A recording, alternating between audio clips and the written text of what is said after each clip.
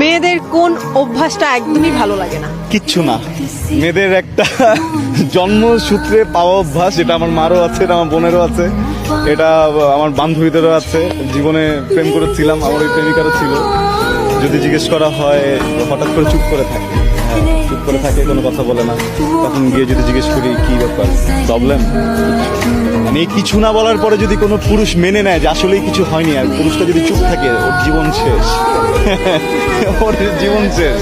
কখনো যদি কোনো মেয়ে, এটা আমার সকল পুরুষ ভাইদের জন্য বলছি, কখনো আপনার মা হতে পারে, বোন হতে পারে, স্ত্রী হতে পারে, প্রেমিকা হতে পারে, বান্ধবী হতে পারে, কখনো কোনো মেয়ে যদি দেখেন চুপ করে কোনো কর্নারে বসে আছে, আর আপনি তাকে যদি জিজ্ঞেস করেন যে কি হয়েছে, আর সে যদি বলে কিছুই হয়নি, বিশ্বাস করবেন না।